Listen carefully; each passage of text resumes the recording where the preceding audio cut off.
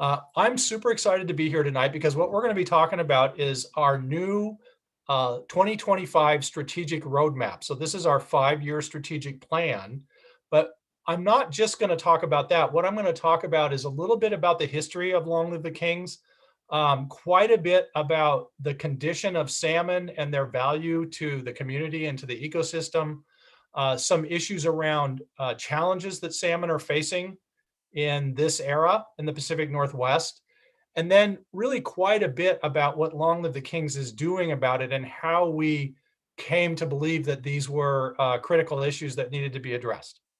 So one other little piece of housekeeping, when I do these presentations, I like to close all of the boxes with the images of folks on the right side of the screen to at least one or even fewer, because it'll obscure some of the slides less. So let's get started. One of the things that we think about at Long Live the Kings is what are the primary factors that are affecting salmon and what is it we have to know about it? And so the title of this talk is a strategic roadmap from science to action. And one of the unique ways that Long Live the Kings works is that we try to identify uncertainties in salmon recovery and then generate the appropriate answers and put those in the places where they do the most good. We have a dual mission at Long Live the Kings. Our mission is to restore wild salmon and steelhead while also supporting sustainable fishing in the Pacific Northwest. And the reason that we have a dual mission is that we feel that people will be most motivated to save the things that they care the most about. And people who fish for a living or fish for a cultural experience in nature or who fish for ceremonial purposes or for recreation have a close relationship to the resource and will be our closest allies as we work to try to recover our wild salmon and steelhead stocks. So a little bit about how we got started. Long Live the Kings was started in 1986, and this is a picture of our Glenwood Springs hatchery on Orcas Island. And this hatchery has been around since 1979. And the hatchery and the organization were started by a group of fish advocates who were fishermen, but also cared about the ecosystem and things like southern resident killer whales. And they tried to identify ways to enhance fisheries and put more salmon in the water without negatively impacting wild populations. And this facility has been growing different species. Right now, we focus on Chinook to release into Puget Sound, but we have grown Coho in the past. It's been continuously operated for well over 30 years. In the early 1990s, we acquired a partner of Long Live the Kings acquired a private piece of property in Hood Canal, and we started a facility there. And this facility at a place called Lilywop is focused entirely on wild fish recovery. We are not trying to support fisheries here. You can think of this as an emergency room for wild fish. And we have worked with a number of stocks here. I'll talk a little bit more about this later, but this was kind of a unique approach to have a completely conservation-focused hatchery as opposed to one that was focused on producing salmon and steelhead for harvest. In some ways, our experience with working with hatcheries put us in a position to be hired by Congress, essentially, to facilitate a review of all of the hatchery programs in Western Washington. And this occurred when Chinook salmon were listed in Puget Sound under the Federal Endangered Species Act.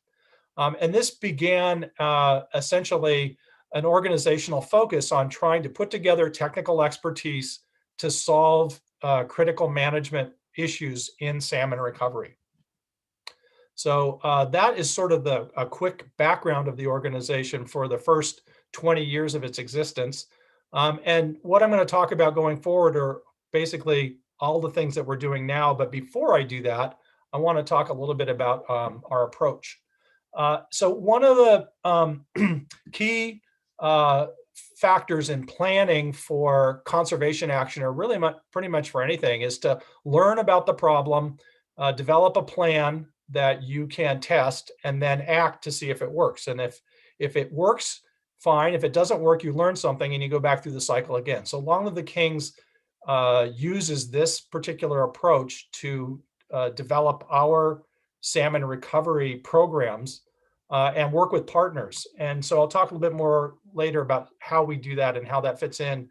And the culmination of that's an approach that we kind of formalized and developed over the last decade, and that culminates in our strategic roadmap, which is the focus of this talk. But before I launch into that conversation, I want to talk a little bit about what are Pacific salmon, how we look at them, and what kinds of factors do we think are important in controlling their productivity and might be a threat. So there are a number of species of Pacific salmonids, not more than just the Pacific salmon that we think of classically. And it's everything from the tiny mountain whitefish here to the mighty Chinook or king salmon. Long Live the Kings has worked with 4 of the 5 Pacific salmon species, every species but pink. So we've worked with Chum, Coho, Chinook, and now sockeye. We've also worked extensively with steelhead and to some degree with coastal cutthroat.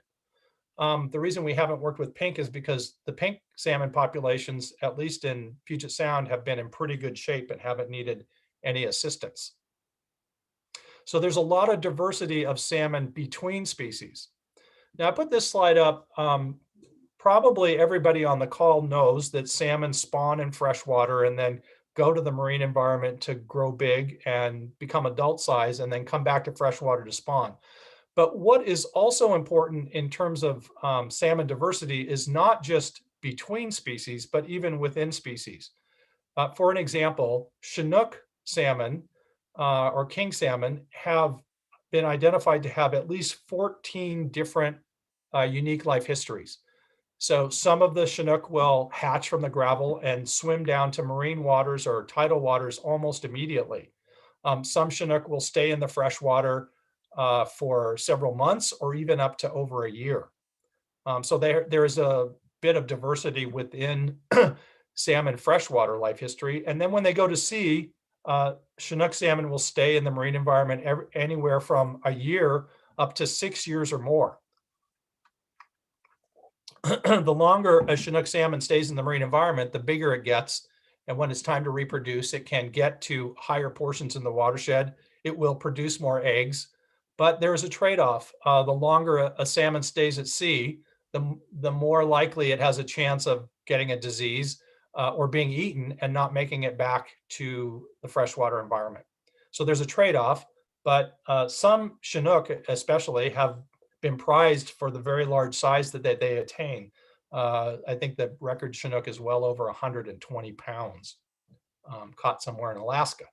So this unique diversity of life histories has allowed salmon, both between species and within species, to survive for thousands, even millions of years under different conditions like droughts, floods, fires, landslides, glaciers, all kinds of obstacles. Because of that diversity, they've been able to thrive and sustain themselves.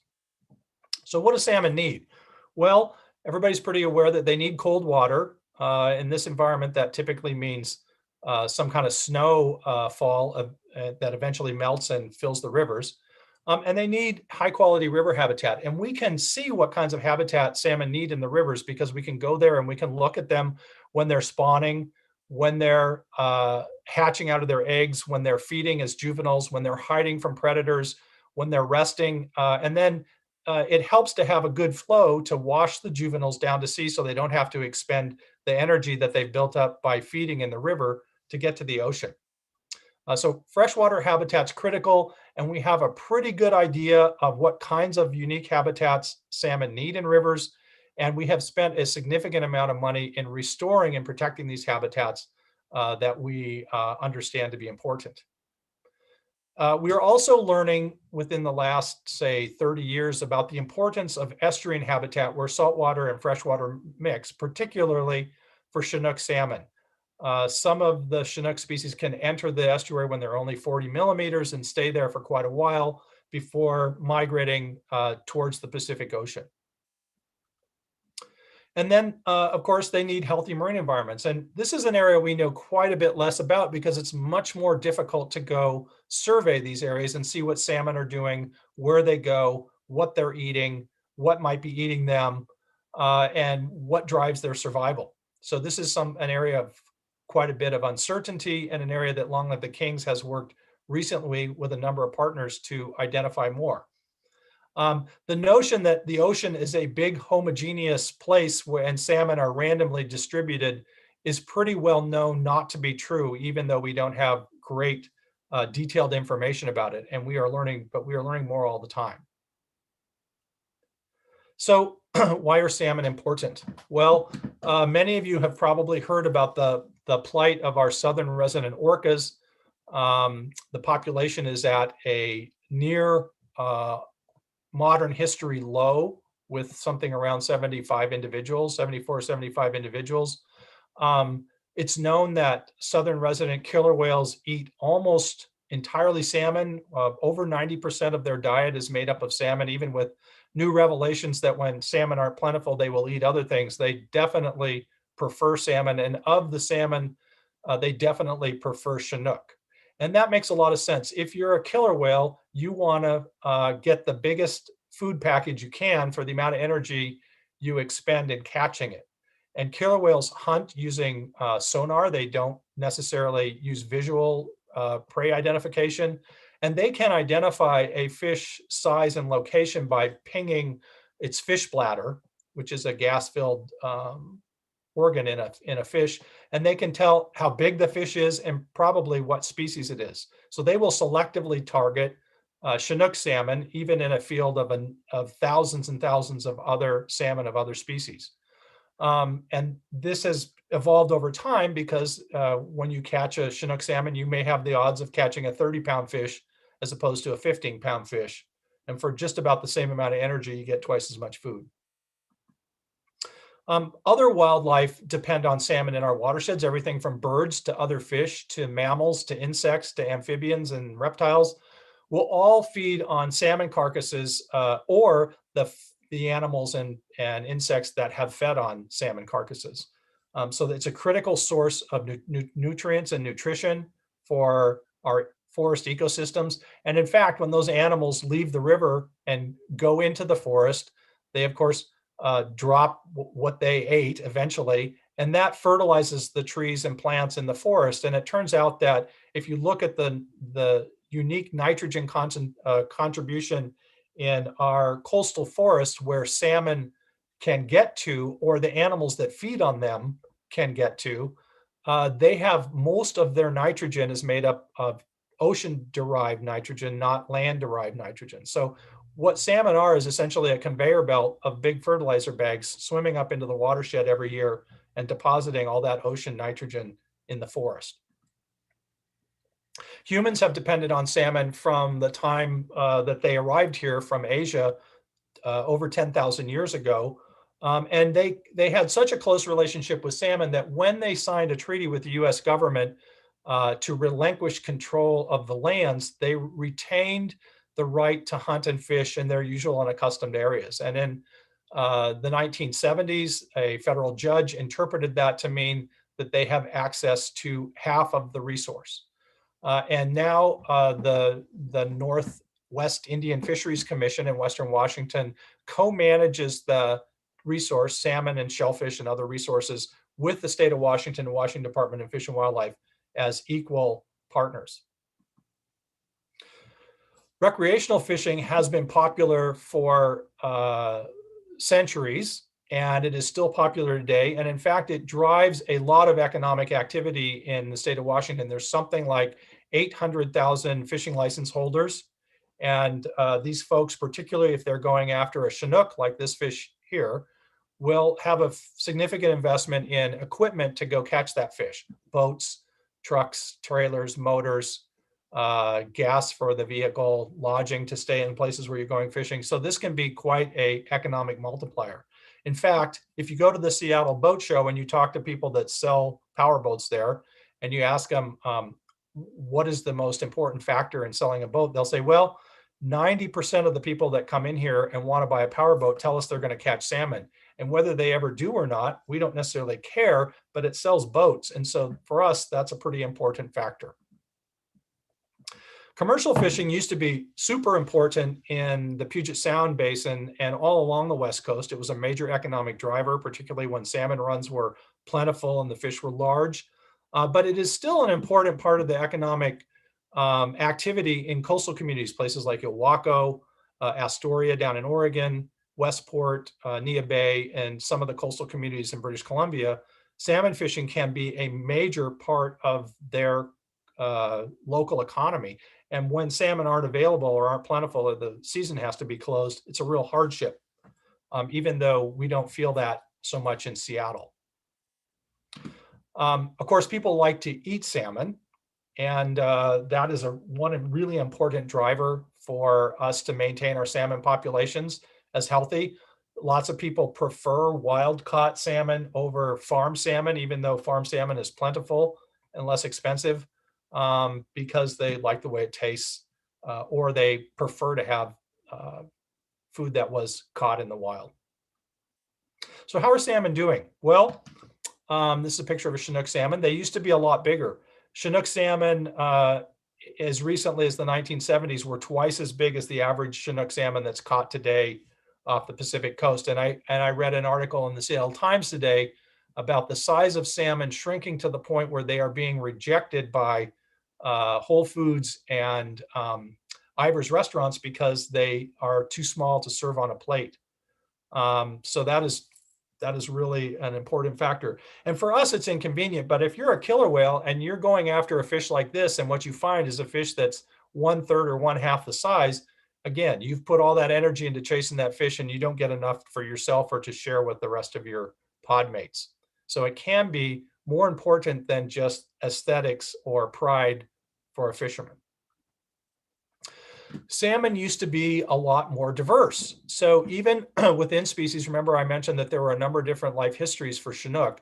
In the 1975, about half of the Chinook that were returning to Puget Sound were what we call Green River stock, or salmon that came from the Green River originally, but have been spread around to other river basins through hatchery programs. The portion of the population that's no longer made up by, or that isn't made up by Green River Chinook has dropped from about 48% to about 12% in just 35 years' time. So that's really an unfortunate occurrence. And if you are a fisherman and you can time when you go fishing to when those fish are available, maybe this isn't such a big deal. You just go out when the Chinook, the Green River Chinook are returning, and you fish then. But if you're a killer whale and you come in and you're expecting some of these Chinook to be spring Chinook, and that population has dropped in size, you don't have the luxury of going to McDonald's and getting a hamburger instead, or going to the supermarket and buying some chicken. You have to go out, swim out of Puget Sound and go find where those Chinook are now. So this is another reason why diversity is important. And additionally, if all of the Chinook have the same traits, we have now lost the resilience or the diversity of our Chinook populations to adjust to things like climate change.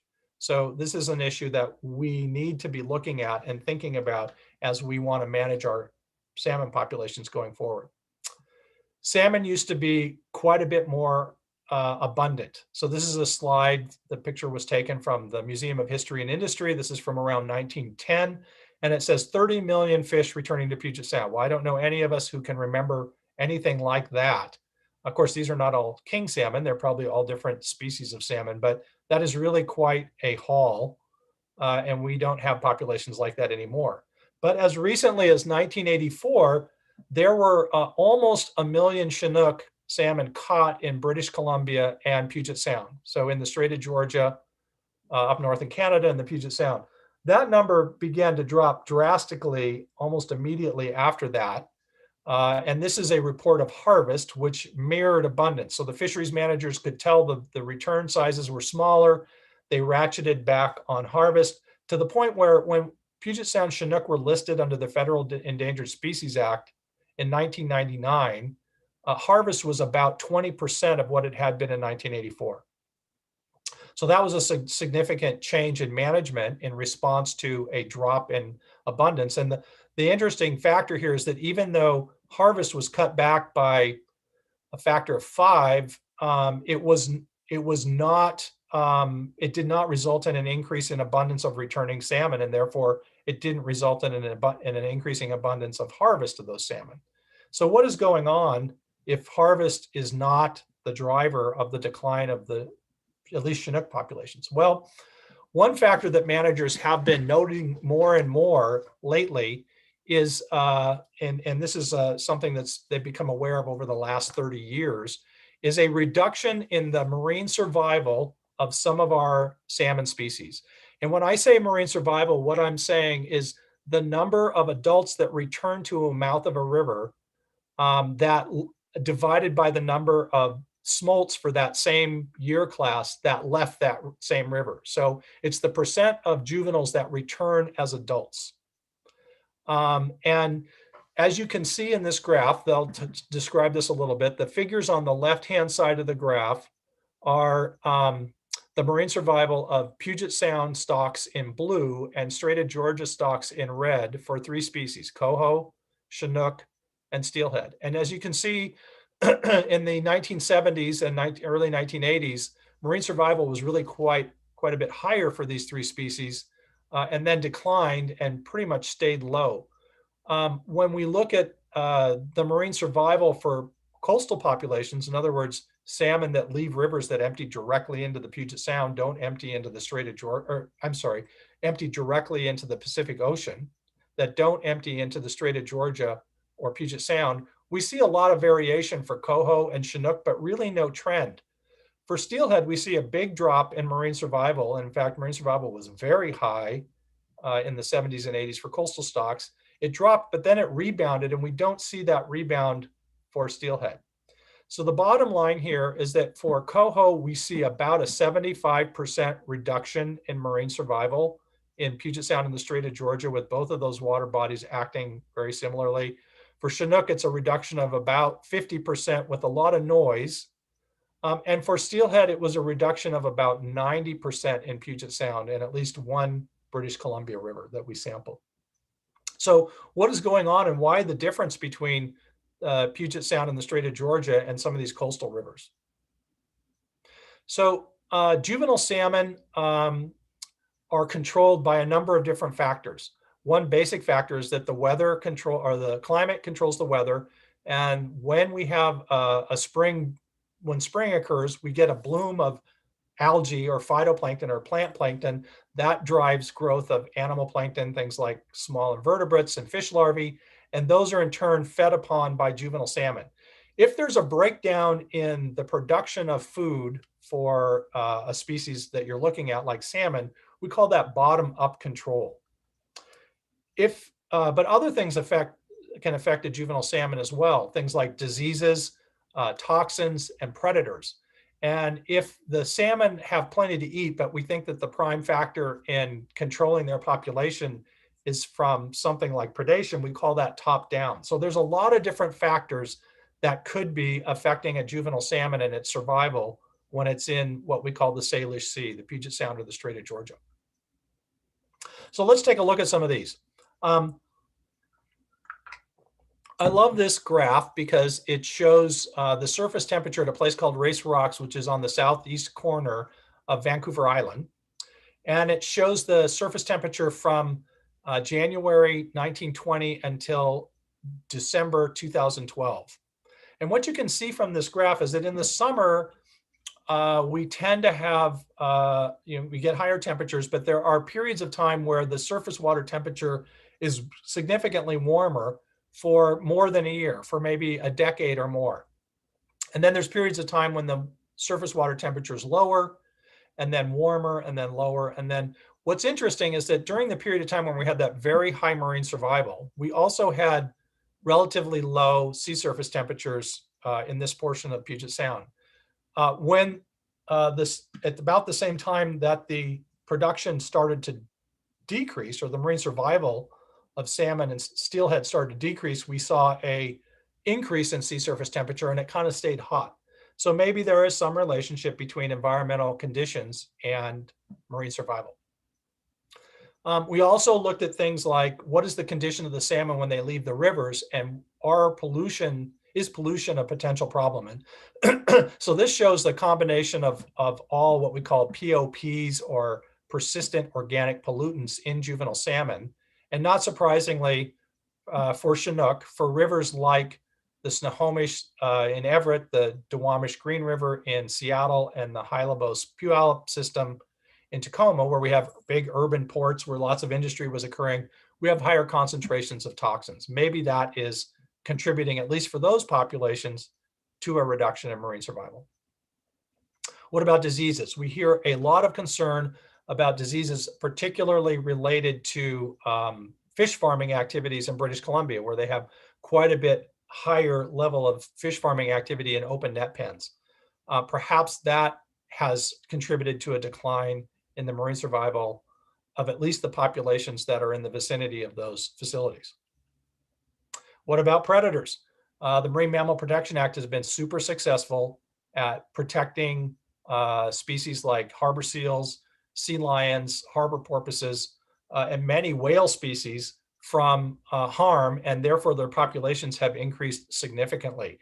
And that happened fairly closely to the time when we started to see a decline in marine survival in the Strait of Georgia and Puget Sound.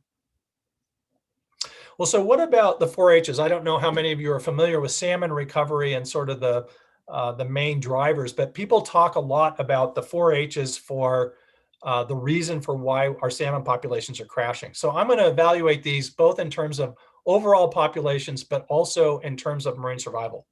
So the first one that everybody immediately jumps to is harvest. You're taking fish out of the system.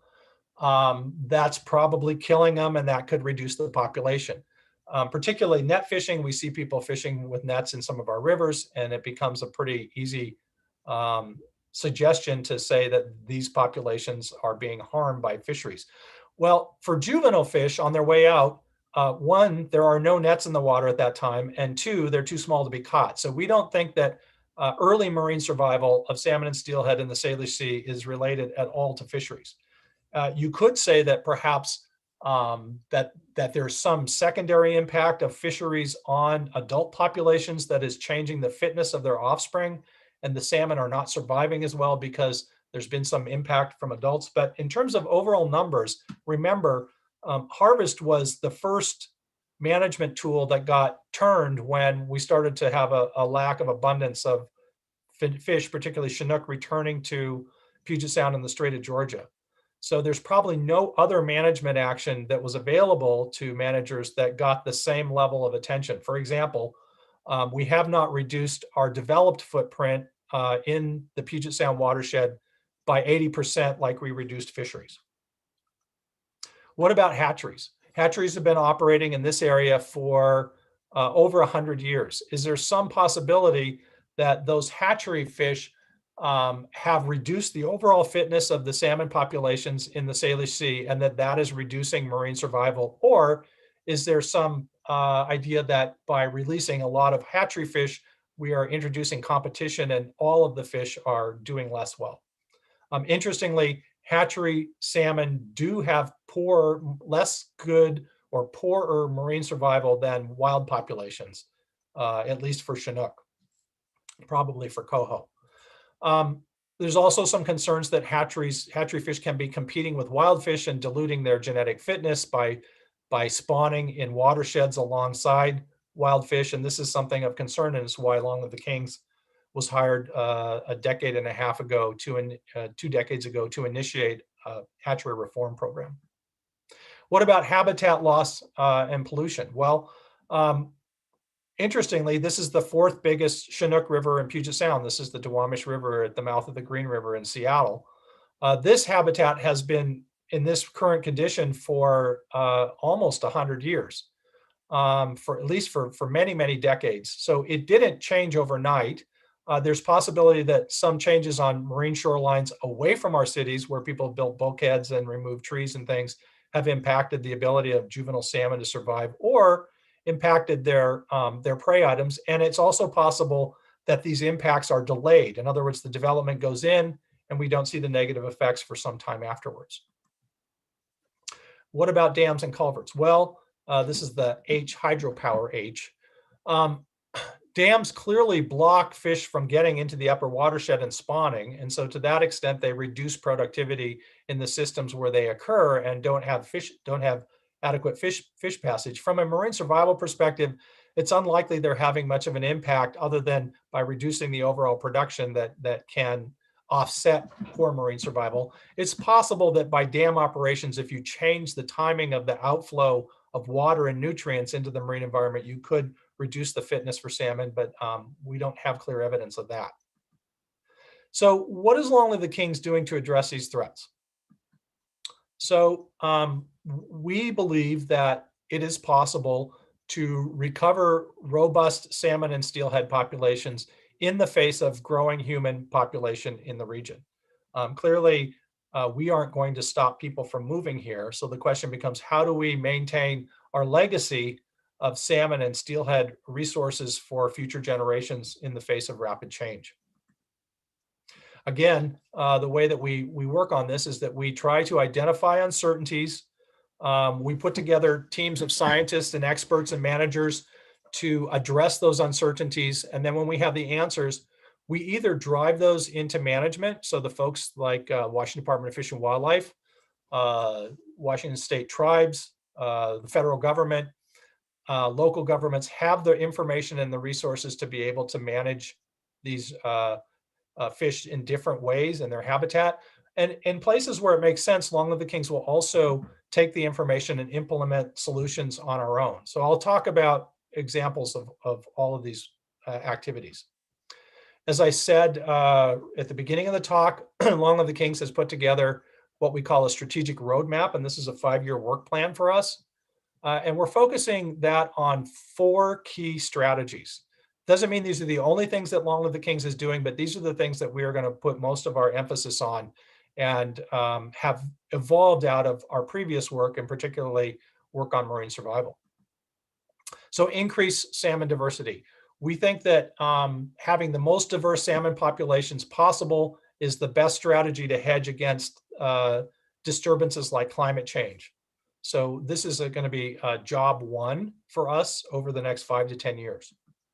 Lower mortality in the Salish Sea. How can we address some of those problems that I talked about just recently? Removing barriers to migration. Where is there infrastructure or barriers that are causing a really significant problem for a specific run of salmon or steelhead? And if we could get rid of those, if we could figure out a way to either improve those or reduce the impact, we would likely see big improvements in those populations. And lastly, trying to increase the awareness about the challenges that salmon face with the public. So you could say that this presentation we're doing tonight is part of that. How can we build an informed constituency and community of advocates for salmon in the Pacific Northwest? So increase salmon diversity. So one of the projects that we've been working on now for probably almost 20 years, maybe more, maybe 20 years, is to recover a run of salmon called the Hood Canal summer chum.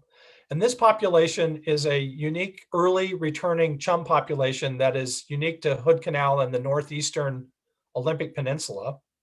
And this population was heavily impacted by bycatch for subsidized hatchery Chinook population. So there was a fairly robust fishery on hatchery Chinook. It opened up early, right when these fish were coming back. The small populations of naturally spawning chum could not compete with the amount of production that was coming out of the hatcheries, and this population went into steep decline to the point where on Lilywop Creek, where our facility is in Hood Canal, there were only 6 adult chum returning, where historically there had been over 1,000, maybe 2,000 in a good year. So we partnered with a number of different organizations to focus on 2 actions. One was to reduce fisheries in that early, late summer, early fall period to reduce that impact, and to start a conservation hatchery program where we supplemented natural populations with hatcheries for a very short period of time, controlling for genetic diversity and making sure that we didn't impact the capacity of the population to recover and be resilient. And I'm happy to say that this project has led to these populations nearly recovering. These may be the first population of salmon in the West that is delisted under the Federal Endangered Species Act. So we're very proud of our role in that, very proud of the role of our partners like NOAA, Washington Department of Fish and Wildlife, the Skokomish tribe, and others to make this happen. Steelhead recovery. And similarly, we had a situation where there were only 18 adult steelhead returning to the Hammer River on Hood Canal. That is compared to, at one time, over 1,000 steelhead returning. The habitat in Hood Canal is in pretty good shape. Hood Canal steelhead are part of the listed Puget Sound stock of steelhead. And so Long Live the Kings partnered with a similar group of organizations, the Skokomish tribe, NOAA, Washington Department of Fish and Wildlife, and others, to try to carefully enhance this population. Now, I could talk for an hour just about the Hood Canal Steelhead project, but it is a very unique approach to using hatcheries. We essentially collect fertilized eggs from nature. We don't fertilize them in the hatchery, so we have as wild a stock as possible, and we have 2 different release times. The short story is that we had hoped to increase this population by about 100 times in the rivers where we worked, and we were successful in increasing it, but only about 10 times. And so the question remains, why, given the good habitat there, the fact there's no targeted fishery other than a ceremonial fishery, and that there's no hatchery programs other than the recovery program, that these fish didn't rebound? And I will talk a little bit about that. We think we've identified what the source of the problem is in Hood Canal. We've also partnered with the Skokomish tribe and Tacoma Power to restore a run of spring Chinook to the North Fork of the Skokomish River that has been extirpated for over 50 years.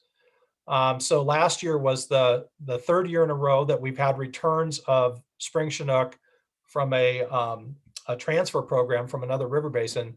Remember, I talked about how important diversity is, how important having as much diversity as possible. And this is an example of where we're actively, as an experiment, essentially returning a run of salmon that has a completely different run timing than the other run in the river, which is a fall Chinook run. And we're super excited about the fact that we have these fish coming back now.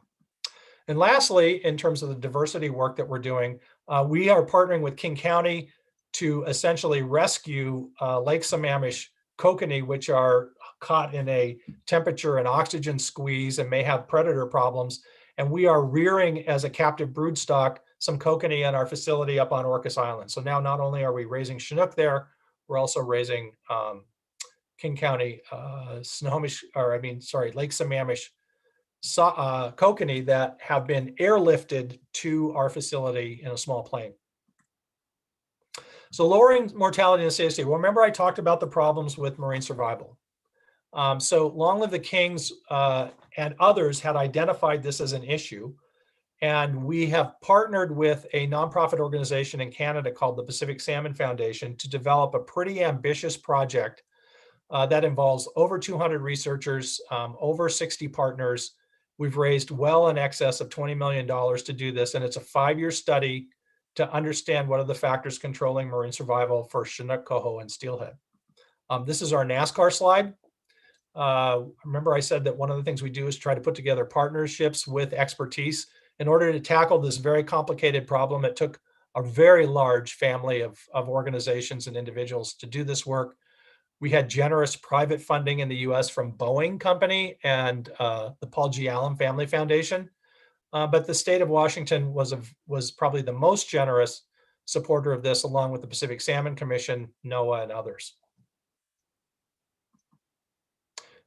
We had over 110 study sites, individual studies in different sites across the Salish Sea. And when we refer to the Salish Sea, we're talking about Puget Sound and the Strait of Georgia. Technically, the Strait of Juan de Fuca is also part of the Salish Sea, but we did not focus there because the reduction in marine survival didn't seem to be occurring for rivers that empty directly into the Strait of Juan de Fuca.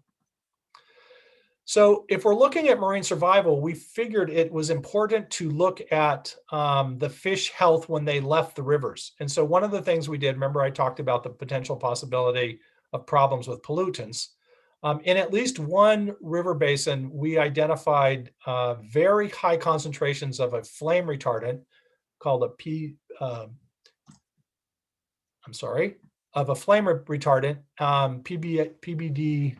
PBDEs.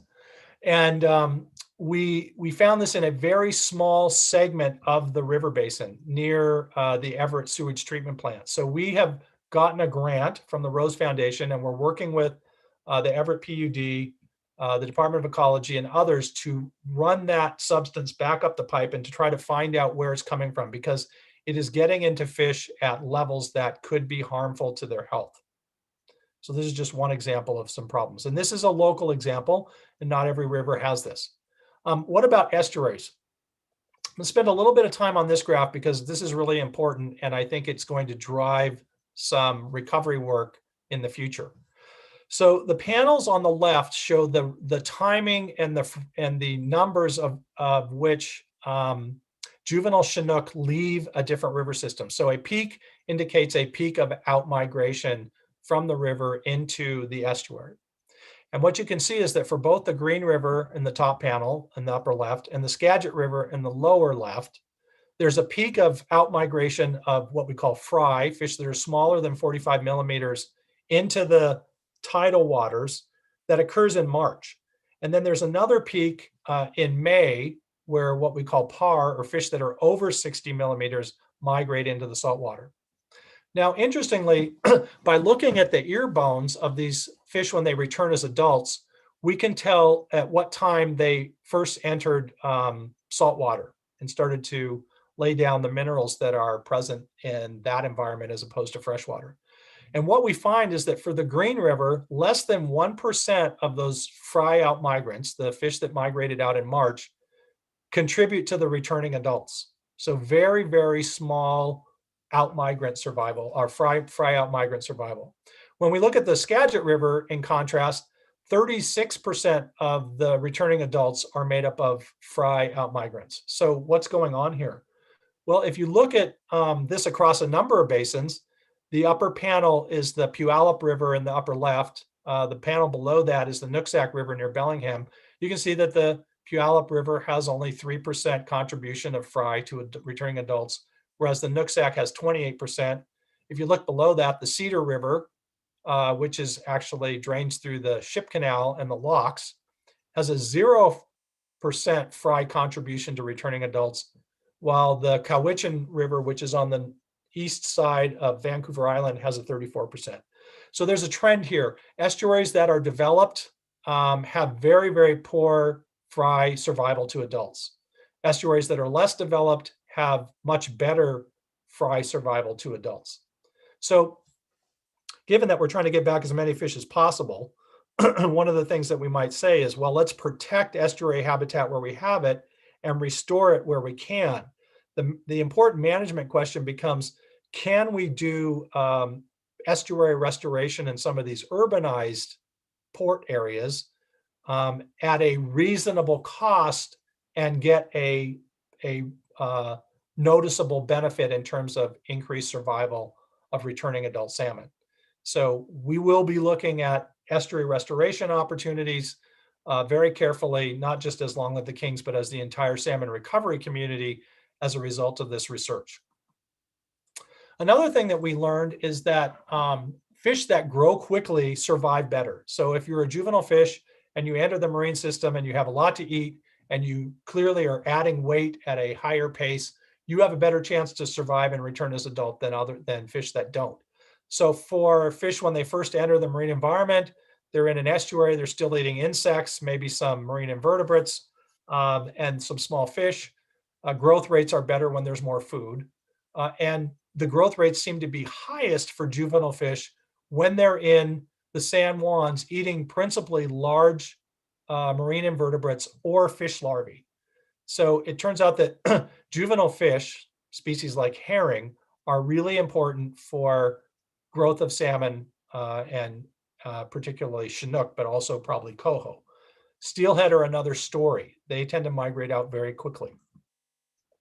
So one of the concerns we have is, as our climate changes and our spring blooms, is what we call it, occur earlier, will salmon be able to keep up, or will there be a disconnect where salmon and their food resource are not lining up in terms of time?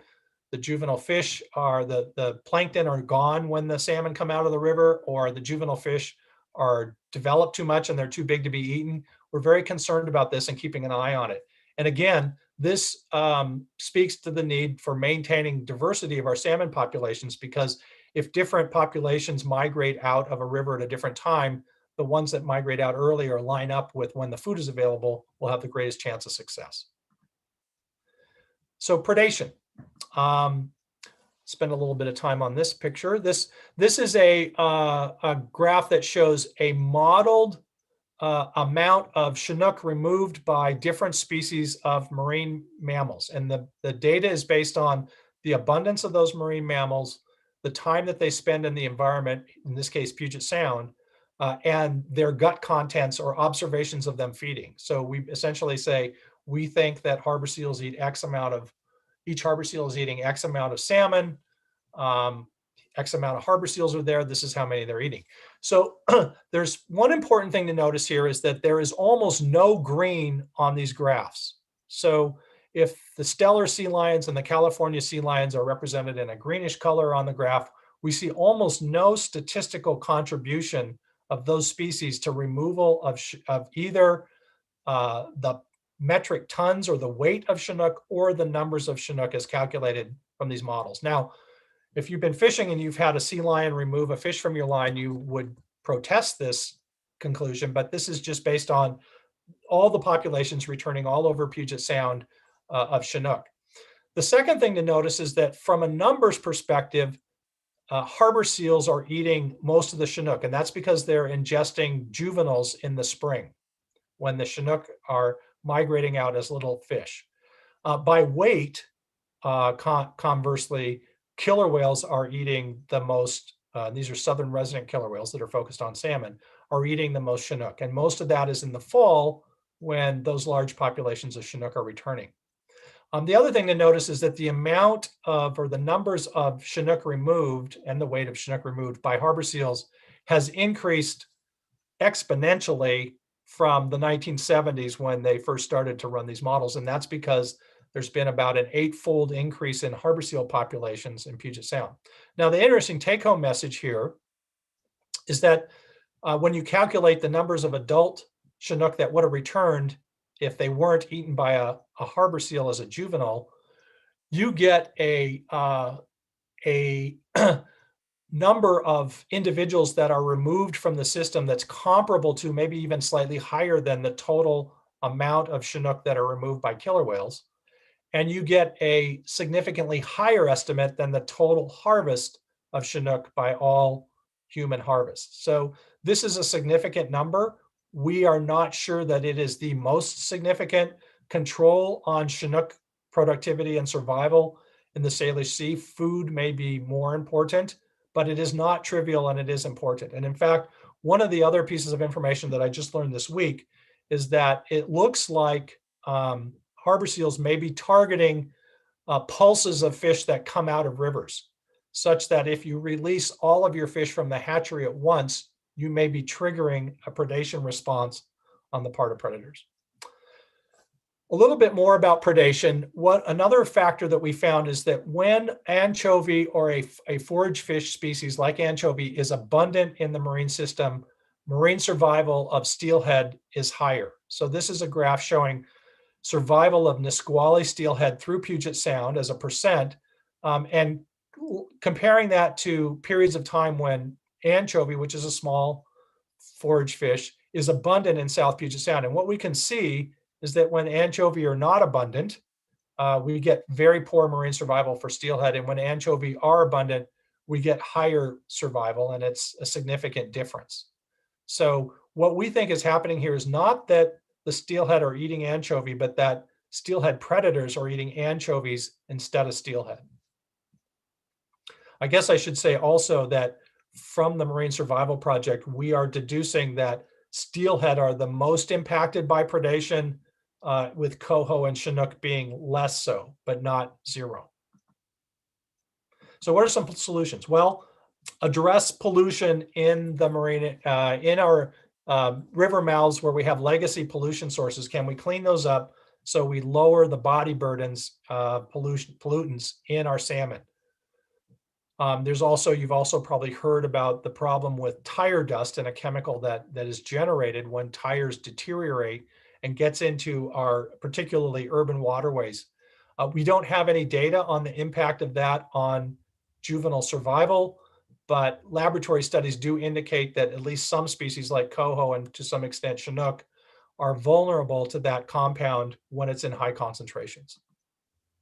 Restore estuaries. Well, I showed how important estuary habitat is, particularly for early outmigrating Chinook. So we should be looking at all the opportunities we can to restore that. Looking at trophic relationships. The seal populations have increased, but recently we've also noticed an increase in what we call bigs or transient killer whales that eat seals, sea lions, and harbor porpoises. We want to track these populations because perhaps those seal predators will increase in abundance to the point where they can reduce the overall population of harbor seals in the Salish Sea and therefore potentially help protect salmon from predation by these species. We also are looking at ways to deter pinniped predators from locations where there's a bottleneck or a physical infrastructure like the locks pictured here. This year we, partnering with Washington Department of Fish and Wildlife and Oceans Initiative, got permission and funding to test a new acoustic system that deters predators, and it works by random signal generation as opposed to volume. So it doesn't deafen the animals, it just startles them and makes them nervous, and they don't like it. And the first deployment at the locks this year indicated a significant reduction in predation episodes of harbor seals on returning salmon.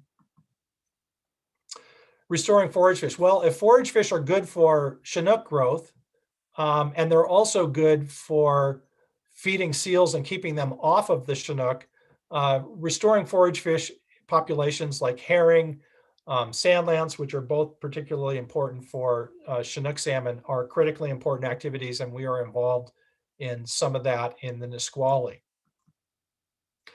I mentioned the concern about the timing of release of hatchery fish. And so Long Live the Kings is partnering with Washington Department of Fish and Wildlife and several Indian tribes, including the Tulalipes and the Nisqually, to experiment with different release timings for Chinook to see if that can improve marine survival. We're also concerned about body size. And so by changing when the fish are released, changing the feeding regimen on hatchery fish, we think that it may be possible to encourage the fish to stay in the marine environment longer and return as larger fish. Now, that's nice for anglers, but it is actually energetically critical for southern resident killer whales.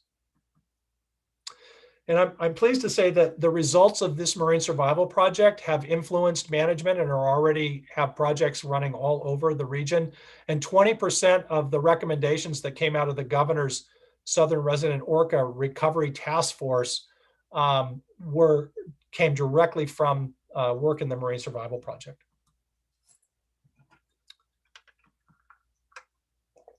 So also in our strategic plan is removing barriers to migration. We were already starting down this path. This is a image shows a dam, a water diversion dam on the middle fork of the Nooksack River. And this blocked 16 miles of potential steelhead and Chinook habitat. It had no fish passage, and Long Live the Kings worked with American Rivers and the Paul G. Allen Family Foundation, Puget Sound Partnership, and others to get funding from the state legislature. And last summer, even in the midst of COVID, American Rivers led a team that removed this. And so we're really excited to see how salmon and steelhead utilize this habitat. And this is one of the runs that the Chinook salmon run in the Nooksack River is one of the most limiting and the most at risk of extinction of any Chinook in Puget Sound. We are just initiating a program with King County and the Muckleshoot tribe and the Suquamish tribe to look at the impacts of temperature and low oxygen in the Ship Canal that is reducing survival of adult sockeye and Chinook that are trying to return to the Cedar River. So we have a contract. We're putting together a team of folks to look at this problem. I don't know if you saw the article in the paper a while back about the demise of the sockeye run. We used to have hundreds of thousands of sockeye returning to Lake Washington and the Cedar River. Now we're down to just a few tens of thousands of fish. It's headed in the wrong direction, and drastic efforts are needed right away. And another project that we're working on, this sort of combines the estuary restoration with human infrastructure.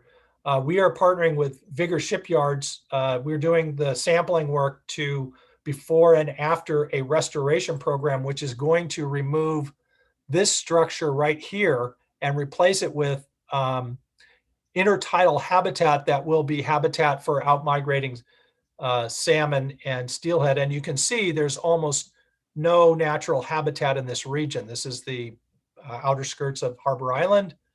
It's mostly developed, and so we're excited to see if this benefits local salmon populations. The last but not least for the infrastructure story is the Hood Canal Bridge.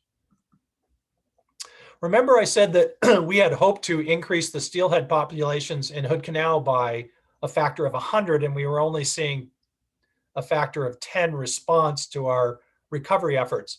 Our partners at NOAA decided to look at what was happening to the fish in the marine environment, and so they placed a series of receivers throughout Hood Canal. They also did some of this work in the central Puget Sound and South Puget Sound and the Nisqually River and the Duwamish River, but we were particularly focused on Hood Canal. And what they found was, without a very high resolution, is that there was a lot of mortality of steelhead occurring around the Hood Canal Bridge.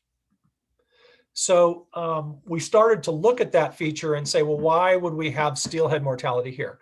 Well, steelhead outmigration behavior is somewhat unique. They swim out of their rivers as 2-year-old trout, so they're fairly large, 6 or 7 inches long, fairly large fish. They do not school. They swim at the center of the channel, at the surface, or at least away from the shoreline, right at the surface as fast as they can. They will migrate all the way from the Duwamish River, for example, to the Pacific Ocean in less than 2 weeks. So they aren't dilly-dallying, they aren't feeding, they're pretty much getting out of Dodge. Well, the structure of the Hood Canal Bridge that covers 83% of the canal is a problem for them, it turns out. And what we hypothesize is that the bridge sticks down 15 feet. It's interfering with their migration. Apparently, they don't like to go under it. And that could be an aggregating factor and make it a lot easier for predators to find these steelhead, which are typically far apart out in the middle, away from any structure. And if they're being collected, it kind of becomes a feeding trough for predators. So Long Live the Kings, along with some partners, got funding from the Washington State Legislature to look at this in some detail. We put a large number of receivers right around the bridge to get very detailed analysis of where the fish were, where they stopped swimming. We put transmitters inside fish so that they would be beeping and we could see where they are. And we evaluated a number of different factors, things like currents, temperature and salinity of the water. Was the water hydrology or oceanography changing? We looked at fish aggregation and juvenile fish behavior at the bridge. Were they being obstructed? Did they get stuck there? We looked at the impacts of artificial light. We evaluated the noise at the bridge, and we looked at the predator populations. And what this resulted in was us, I'll just cut to the chase, is that we identified some answers that we thought might improve survival, and we put a proposal into the state legislature this year, and it was passed in the budget. So we're extremely excited to be getting in the water with some solutions in the very near future. And if you want to talk more about the details, I would defer to Iris, who's on this presentation. So the last thing that is in our strategic plan is education, and this is tied to the bridge work. So remember I said we were putting acoustic tags inside steelhead, and that provided us information about where they were running into trouble in Hood Canal, at least. One of our board members said, hey, you're following these fish in real time, or not in real time, but you're following these fish and you can track where they go and what happens to them. You should make that into a game. So long story short, we partnered with Vulcan and we came up with a mechanism to display that information, share it with the public, and we call it Survive the Sound. And so we take cute real fish and we assign them an individual personality, and you can go online and pick one of these fish and track its progress during its week-long migration in the spring. This program was started in 2016 as a pilot. I think we had roughly less than 1,000 people participating and about 250 students, but we recognized that this was a great educational opportunity. So we quickly partnered with NOAA to come up with a curriculum for multiple age groups. And we have been actively promoting this for schools. It's free to participate for adults or students. We, of course, accept donations for people that are participating because we have to pay for this some way. But this was so successful that after just 3 years, we surveyed our teachers and we realized that we were reaching over 200,000 students in 2019. Now, COVID has kind of changed this factor, and people are not as able to incorporate this into their curriculum, but we have pretty good signups this year. We're very excited about this. Another interesting factor is that this is good for us, but I think it's not so good for environmental education as a whole. Greater than 60% of the students that participated in 2019 had no other salmon education other than the Survive the Sound program and curriculum. So we're filling a need, but unfortunately there isn't a lot of that done. And conveniently, this is going to be starting up right away. You can go online to survivethesound.org, pick a fish, join a team, sign up by Sunday. The race starts on Monday, so you have to sign up before the 3rd. And I encourage everybody to do that. So we have a small but mighty team of folks. This is a little bit older picture. A couple of these folks aren't with us anymore, but we get a lot done. We leverage a lot of resources. We drive a lot of improvements in salmon management and recovery. And I'm happy to take any of your questions now. And Iris actually is also available to answer questions for folks. And she even has some slides if she needs that to help her out. So this is some information about our organization, where to go to sign up for Survive the Sound, where to go to sign up for Long Live the Kings in case you want to make a donation. So thank you very much. I guess what I'll do, Iris, is I won't get rid of the screenshot because we may want to show some other slides.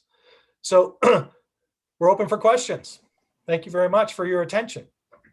Thanks so much, Jacques. That was an incredibly content-rich presentation. So everyone take, a few moments here to catch your breath and put some questions in the Q&A box. And just a reminder, with your questions, let's try and enter them in the Q&A so other folks can upvote. I'll also be monitoring the chat, so if your questions are going there too, that's totally fine. Jacques, I'm going to start you off with one that came up earlier in your presentation. We were saving it for you at the end. It's from Marilyn. She's asking, regarding the size declines that you've discussed for Chinook, what is contributing to that? Is the size of the salmon age-related, so an age decline, or is it something to do with the amount of food that they're eating? That's a great question. That is a really good question. So there are several hypotheses about why salmon and steelhead body size is decreasing. One is size selective removal in harvest. So gill nets tend to focus on a particular net size. And so one theory is that our salmon populations have been entering rivers. They've been caught by gill nets up and down the West Coast. And that those gill nets initially removed all the big fish, and then the smaller fish were left, and they changed the gill net size to a smaller mesh, and they caught the smaller fish, and so on. There isn't a tremendous amount of evidence that that is actually what happened, but it is one theory that I still hear frequently.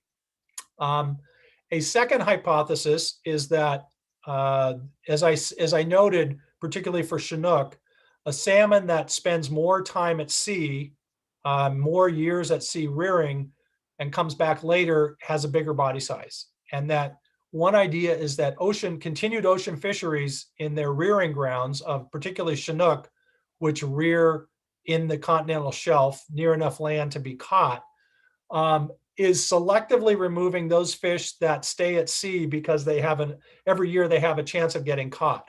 And so if you're only in the ocean for 2 years, your chance of getting caught is, 2. If you're if you're in the ocean for 5 years, your chance of getting harvested in a fishery is 2.5 times that.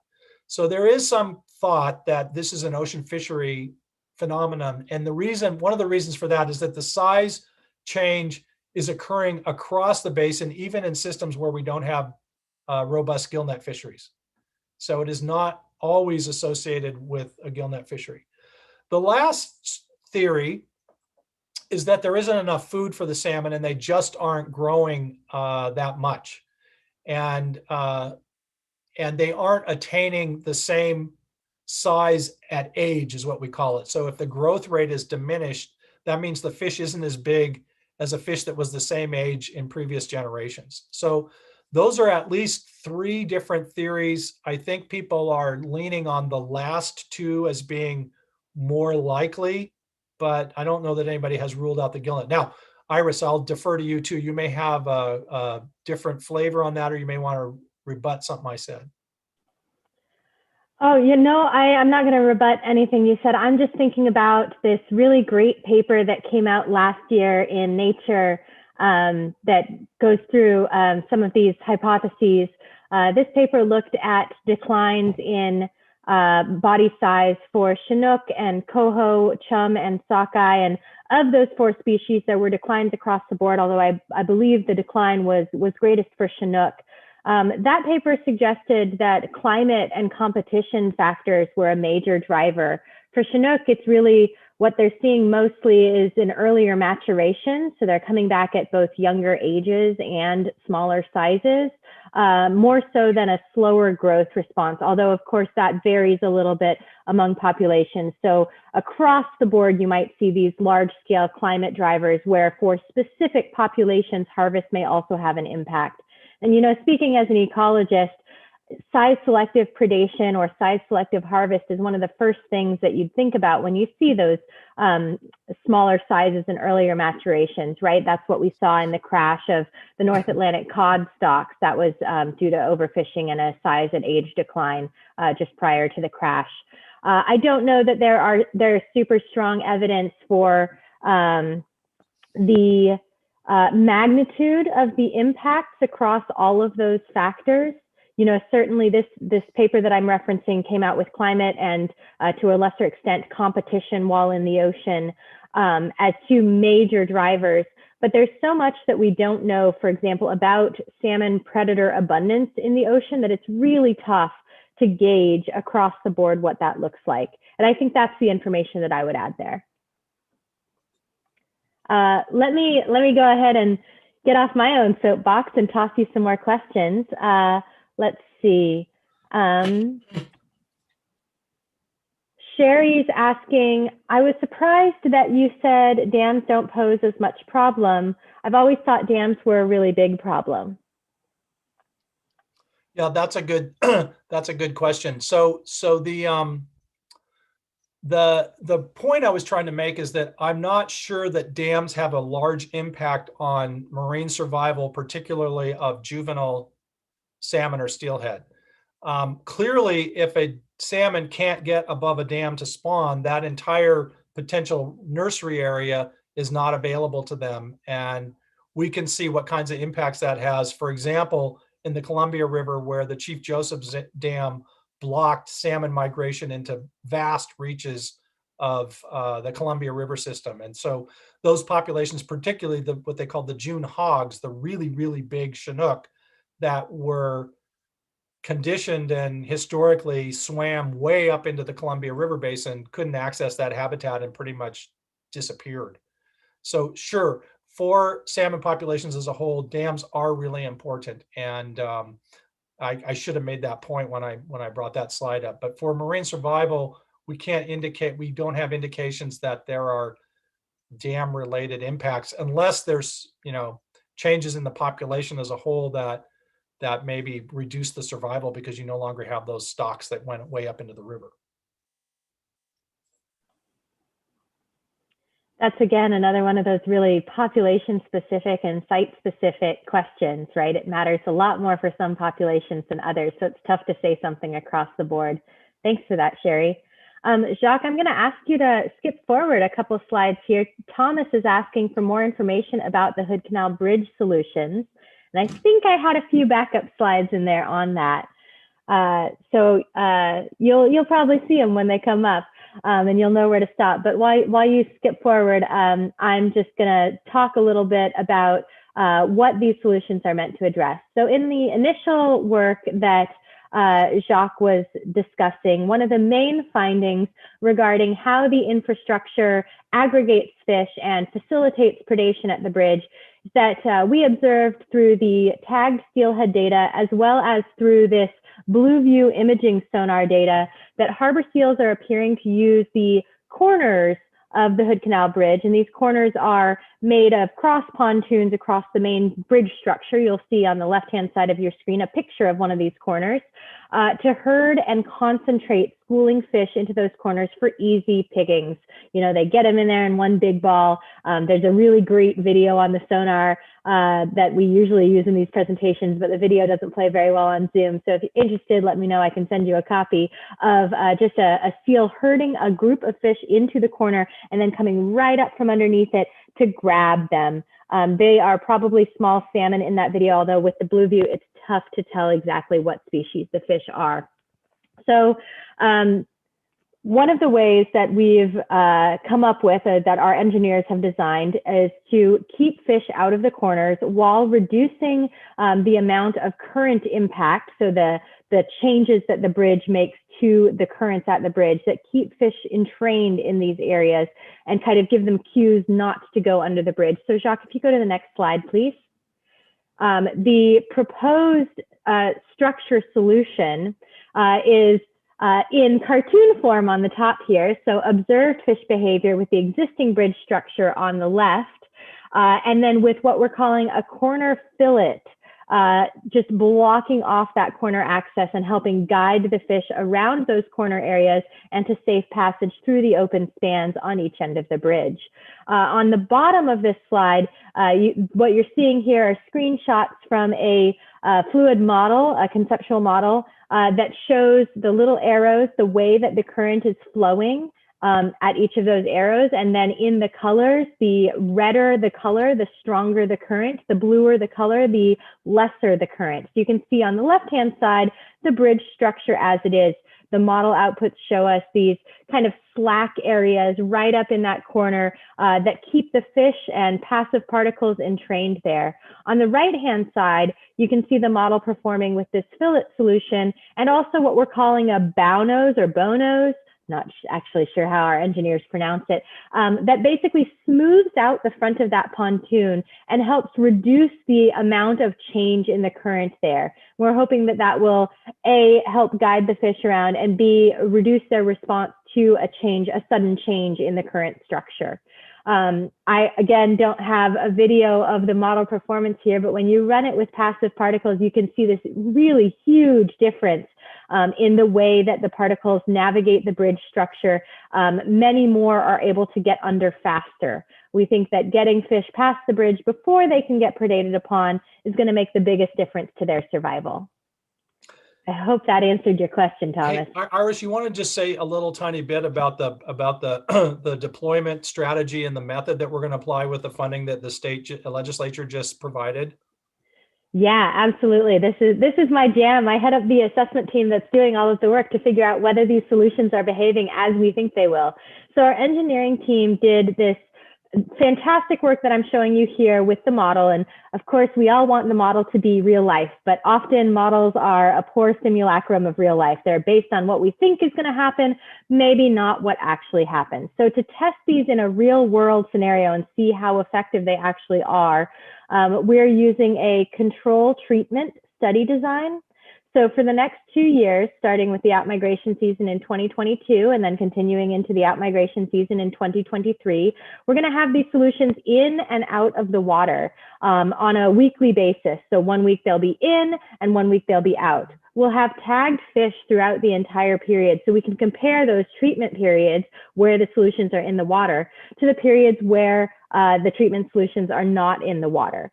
That way we can look at whether these solutions are actually making a difference in the way that the fish are encountering and interacting with the infrastructure. So what is their migration path and how fast do they get past the bridge? And B, the places where they are predated. The tags that we use in these kinds of experiments are depth sensitive or temperature sensitive. So you can often see where the fish was eaten and see what the predator is doing after it eats the fish. The tag stays in the predator's belly for a little while. You can get some of that behavior. We'll have the blue view deployed in the corners as well, so we'll be able to look at whether seals are still using these corner areas with the solutions in place. Did that answer your question, Jacques? Yeah, and I guess the one thing I didn't mention, I wished I had, but I'll mention it now, is that so when we did deployments of the acoustic receivers and transmitters in the fish and the acoustic receivers around the bridge 2 years in a row, we had mortality rates approaching 50%. So just a little under 50% for 2 years in a row for steelhead. So that's really high.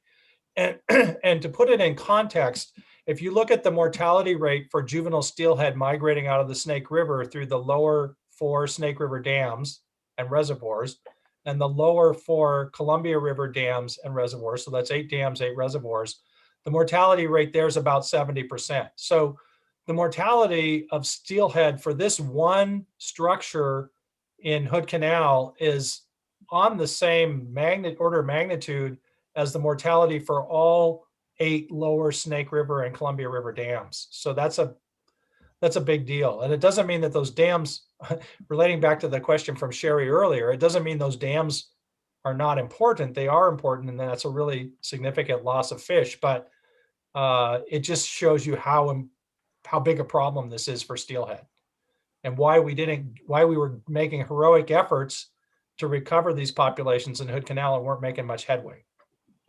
Jacques, I'll add one more thing there. I know we're talking about solutions, but I'm a researcher. I like to talk about research.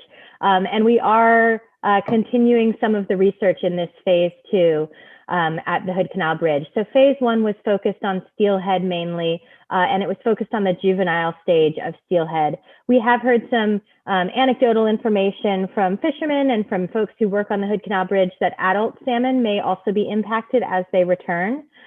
We are going to look at that in the next phase of study while we're doing the solutions testing during the juvenile phase. During the adult return, we are looking to tag returning adult chum and see whether they may be impacted by the bridge similarly to juvenile steelhead. And if so, how we might think about fixing the problem for them. And if the problem is similar, then perhaps it's as simple as switching these solutions from one side of the bridge for out migrating juveniles to the other side of the bridge for the returning adults in their respective seasons. We're also looking at the impact to other salmon species. We did a little bit of that work in phase 1. We'll be amping it up a little bit in phase 2. There's certainly some evidence that juvenile Chinook and Chum are aggregating at the bridge and sort of moving along it like a shoreline environment, which is what you'd typically expect for those smaller species. So we'll be looking more into the potential impact to those species in phase 2 as well. Great. Do we have any more questions from our participants? I think we're seeing some thanks and some kudos to you for your amazing presentation skills. I don't see any other open questions right now. There is one question from a little earlier up in the chat from Chuck asking if LLTK has any involvement with Whoosh on salmon fish passage projects, which is a hard phrase to say. I can speak to that a little bit. So Whoosh was actually mentioned as a possible solution for this project, and it was determined not to be the most cost-effective or efficient way to get fish around the Hood Canal Bridge. But we have been consulting with them from the time they first switched from fruit to fish. And we were strong proponents of them getting involved in the Columbia River. And I think they did a trial of trying to move fish above the Chief Joseph Dam in the Columbia. And they are also doing a trial deployment at the rock formation that is blocking fish access, at least partially, in this Fraser River. So we see some promise in particular situations where you have a known obstruction, and I think it's going to work better in freshwater than in saltwater. And work better for adults than for juveniles. But it is a promising technology And I know they're using it to deliver fish in hatcheries and places like that. Hey, I have a question for Iris. One, maybe if we don't have other questions, this could be the last one. I don't want to keep folks forever. But Iris, can you tell us a little bit about the work that Long Live the Kings is partnering with others on to increase forage fish spawning in places like the Nisqually? Sure. So we're partnering with Nisqually Indian Tribe and Washington Department of Fish and Wildlife to do some of this herring work in the Nisqually. I think there are a few slides on that too. So if you'd scroll, I can't remember if it's scrolling back or scrolling forwards, but I'm sure you'll know it when you see it.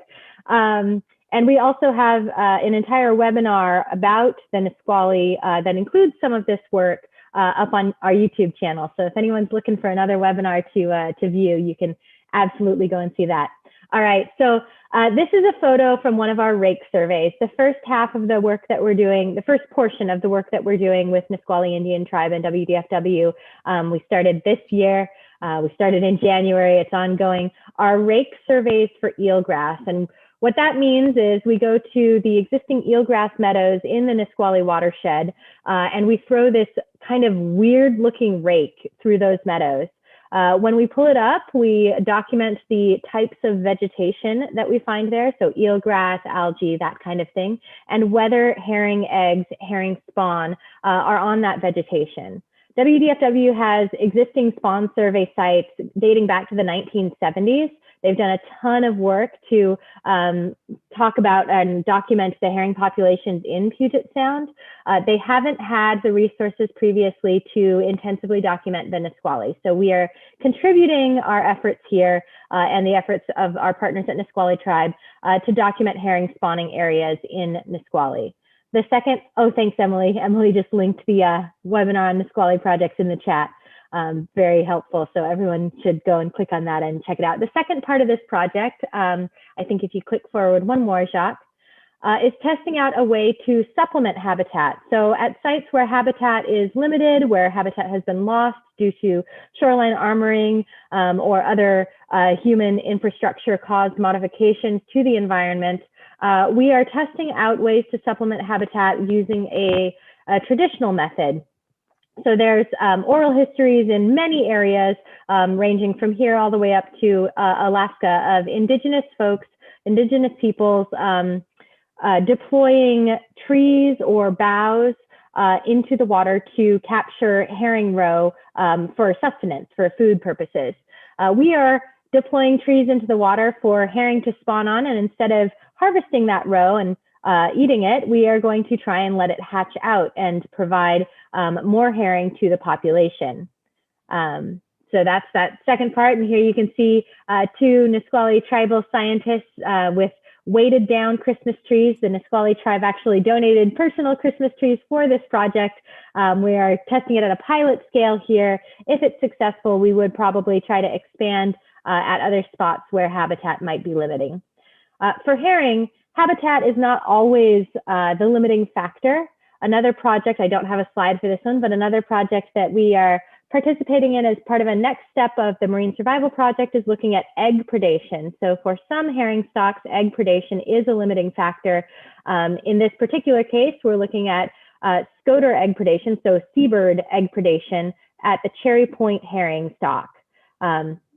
It is a cool reuse for Christmas trees. It's hard to talk and also monitor the chat at the same time, and I have a bad habit of trying to do both. But yeah, so I think that's all I'll say about the herring project, Jacques, unless you had any other follow-up questions there. That's great. So do we have more questions? I think I'm just seeing thanks. I think, yeah, so I think I want to thank everybody for coming on tonight, participating. We may do this again sometime, but we just wanted to make this available to our friends and supporters.